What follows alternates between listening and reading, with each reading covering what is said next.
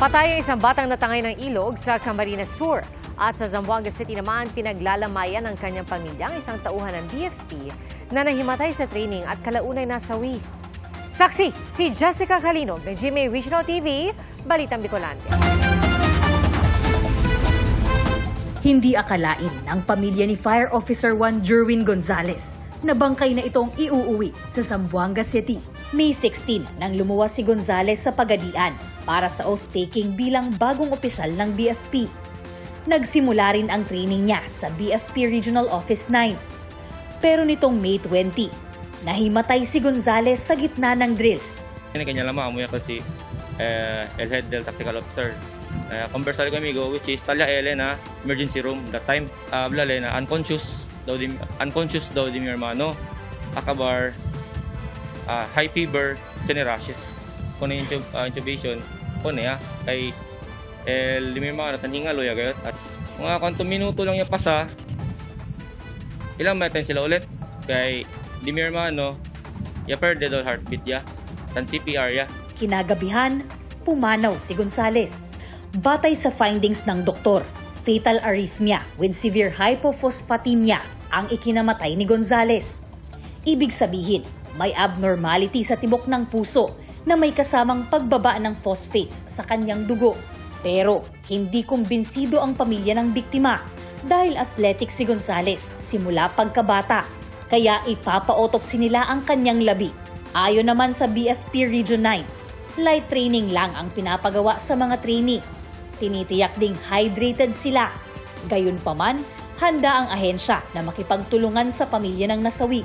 I relieve all tactics, duty man, off-duty man, to pave the way for the impartial investigation.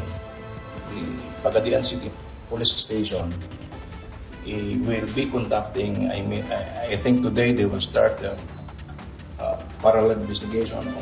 We will give them full cooperation.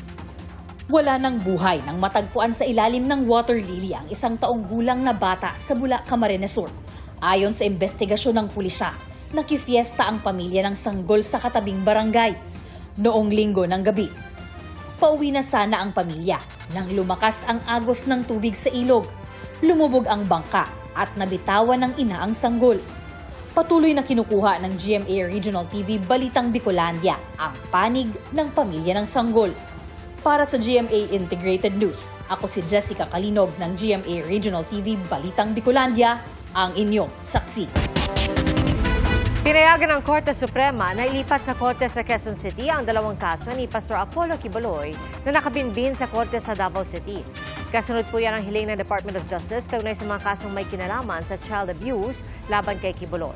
At sa Korte Suprema, bilang kilalang religious leader, maimpluwensya si Quiboloy sa Davao, kaya posibleng hindi raw makatestigo ng malaya ang mga ipatatawag na saksi. Binigyan ng Korte Suprema ng 3 araw ang Davao City RTC para ilipat lahat ng record ng mga kaso sa Quezon City. Ayon naman sa abogado ni Quiboloy na si Attorney Ferdinand Topacio, wala pa silang kopya ng utos.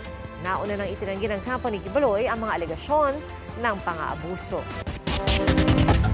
Wala pa rin kuryente sa ilang lugar sa Batangas dahil sa bagyong Aghon. Nagbabala naman ang isang grupo na posible ang piso kada kilowatt-hour na dagdag singil sa kuryente. Saksi si Maki Pulido. Hanggang ngayong araw, mahigit 100 bahay sa Lipa City sa Batangas ang walang kuryente. 7 poste ng Batelec 2 ang natumbada sa bagsik ng bagyong Aghon. Ilang barangay rin sa San Juan, Batangas ang brown out pa rin. Ang naging isolated naman po, doon po sa area po ng San Juan ay yung Palingkuwak. Ina-isolate po natin para maiwasan po natin yung maaaring disgrasya o pagkakakuryente po doon sa lugar. Once naman po ito ay meron na pong visibility po na magkaroon po ng clearance o mababa na po yung tubig, level ng tubig, pwede na po tayo magbuhay po ng kuryente sa site. Muling itinaas ang red alert at yellow alert sa Luzon Grid. Gayon din ang yellow alert sa Visayas grid ngayong araw. Sabi ng Department of Energy, dahil sa bagyong Aghon, nagkaproblema ang linya ng mga planta na naghahatid ng supply nila ng kuryente sa substation, kaya't nasa 2,500 megawatts ang nawala sa Luzon grid. Ang Ilihan Power Plant naman nag-forced outage dahil kinailangang sumilong ang floating barge nito na nagsisilbing liquefied natural gas storage. Dahil delikado yung kung mahahagip sila ng bagyo, so umalis muna sa pagkakakabit yung floating storage, nagtago muna sa may Tingloy Island. Pero kahapon pa raw nagsimulang bumalik ang ilang planta kaya't naibalik na rin ngayong araw ang nasa 1,700 megawatts ng kuryente. Sa bawat red at yellow alert, posibleng tumaas ang bill ng kuryente dahil nagmamahal ang bentahan sa spot market. Pero maliban dito, sabi ng Power for People Coalition, posible ang 1 peso per kilowatt hour increase kung maging pinal na ang pagbasura ng Korte Suprema sa inihaing petisyon ng Energy Regulatory Commission. Ayaw kasi sanang pumayag ng ERC sa hinihinging price adjustment ng mga planta ng kuryente ng San Miguel Corporation. Umatras kasi ang San Miguel sa nakakontrata ng presyo ng ibebentang kuryente noong sumirit ang presyo ng liquefied natural gas sa global market noong 2020. Highway robbery ito eh. Kasi imaginein mo, hindi naman tayo ang may kagustuhan nun eh. Sila ang pumasok sa kontratang yun at gusto nilang umalis dahil nagkamali sila. Hindi pa masabi ng ERC kung magkano ang posibleng dagdag singil sa kuryente. Depende raw ito sa hihingin ng San Miguel Corporation. Pero maghahain daw sila ng motion for reconsideration sa Korte Suprema. Dahil maaari pang i-apela ang desisyon, hindi raw muna magbibigay ng pahayag ang San Miguel Corporation. Para sa GMA Integrated News, Maki Pulido ang inyong saksi. 8 pulis na sa pilitang pumasok sa isang bahay sa Lucena, Quezon, arestado.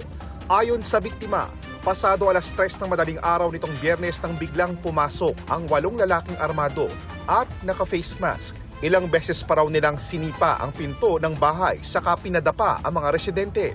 Hinanap daw ng pulis ang ka-live-in ng biktima na wala sa bahay noong mga oras na yon. Umalis din kalaunan ang mga pulis saka nagsumbong ang biktima sa Lucena City Police Station. Naniniwala ang biktima na harassment ang nangyari sa kanila.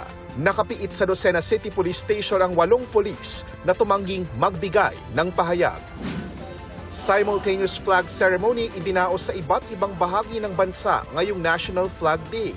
Sa Luneta Park, pinangunahan ng Armed Forces of the Philippines at Philippine Coast Guard ang flag raising. National Historical Commission of the Philippines naman ang nakatoka sa panunumpa ng katapatan sa Watawat. Naroon din ang ilang opisyal ng National Parks Development Committee, gayon din ang mga opisyal ng Salute to a Clean Flag Movement. 25 toneladang dates regalo ng Saudi Arabia sa Pilipinas. Tinanggap ito ng mga opisyal mula sa National Commission on Muslim Filipinos, Department of Foreign Affairs at Philippine Red Cross. Simbolo raw ito ng pakikiisa ng Kingdom of Saudi Arabia sa mga Pilipino. Ang dates ay uri ng prutas na kadalasang inihahain sa Saudi Arabia at iba pang Middle Eastern countries. Para sa GMA Integrated News, JP Soriano ang inyong saksi. Naharap sa reklamo isang pulis at isang dating sundalo dahil sa racket nila bilang motorcycle escort. Nakatakas ang van na ine-escorta ng dalawa. Saksi si June Veneracion. Hindi nyo ba alam na kawawa kami naglilinis sa unit namin tapos kanya ginagawa niyo? Sinampahan ng PNP Highway Patrol Group ng reklamong usurpation of authority ang dalawang motorcycle escort na nahuling iligal na nagsilbing hagad. Miyembro ng HPG ang isa, habang dating sundalo naman ang kanyang kasama. Mahaharap din ang pulis sa kasong administratibo. May pulis, sundalo. Pero bukod sa kanila, nais din ng PNP chief na imbestigahan pati ang immediate commander ng nahuling miyembro ng HPG. Makikita niyo po talagang justice will roll. We are not forgiving sa magandang bagay. Kayo po sundalo? Opo. Wala kayo ini-escort? Wala po, sir. Anong unit nyo sa AFP? Sa Army ako, sir. Sa record ng Philippine Army, August 2022 pa na-discharge sa serbisyo ang naarestong sundalo dahil sa reklamong psychological and economic abuse. With this incident, even though wala kami na monitor na gumagawa na ganito, we will start an investigation. We will check with the different Philippine Army major units. Iniimbestigahan din ng HPG kung sino ang sakay ng tumakas na mamahaling van na ineskorta ng dalawa. Pero meron ng hinala ang HPG kung sino-sino ang kadalasang gumagamit ng motorcycle escort. We have information also na high rollers din yung iba. Para sa GMA Integrated News, June Veneracion ang inyong saksi. Nilunsad po kanina ang Expo Maritime Philippines 2024, isang aktibidad para sa pagpapayaman ng cruise at maritime tourism sa bansa. As organizer, layo nilang mapasama sa mga pinipiling cruise destination ng Pilipinas katulad ng mga kalapit na bansa. Marami raw ang dala nitong benepisyo hindi lang sa turismo at Pinoy seafarers, kundi pati sa mga lokal na pamahalaan kung saan dadaong ang mga barko. Nakatagdang ganapin ang Cruise Travel Tourism and Maritime Careers Convention sa Hunyo.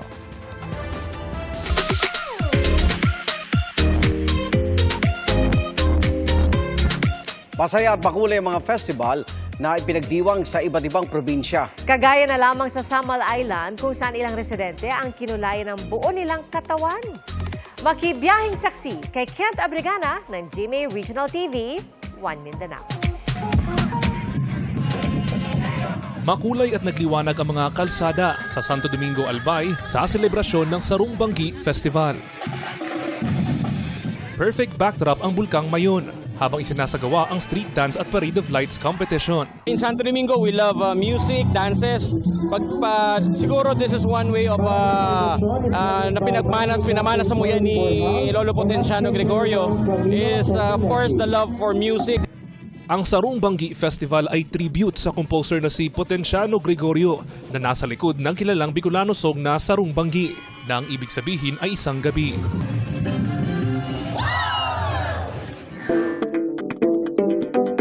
Abaka Festival naman ang ipinagdiwang sa Catanduanes. Ang mga damit na gawa sa Poly Abaka at Polypinya Abaka ang ibinida sa Kathabi Fashion Show. Nagkaroon din ng yakyakan o National Open Fishing Tournament kung saan sumali ang mga fishing enthusiasts mula sa iba't ibang lugar sa bansa. Panalo ang kalahok na nakahuli ng Pacific Sailfish na may bigat na mahigit 25 kilos. Mag-uuma o Magsasaka Festival 2024 naman ang ibinida sa Talisay, Cebu. Sumali ang iba't ibang barangay at sitio sa street dancing competition. Ang Mag-uuma Festival ay pasasalamat ng mga residente sa kanilang patron na si San Isidro Labrador. Kinulayan naman ang mga katawan sa summer saya sa isla sa Samal Island. 17 participants ang lumahok sa Isla Pintados kung saan ginawang canvas ang kanilang katawan para ipakita ang masaganang marine life ng isla. Para sa GMA Integrated News, Kent Abrigana ng GMA Regional TV 1 Mindanao, ang inyong saksi. Mga kapuso, sama-sama tayong maging saksi. Mag-subscribe sa GMA Integrated News sa YouTube at para sa mga kapuso abroad, samahan niyo kami sa GMA Pinoy TV at sa www.gmanews.tv.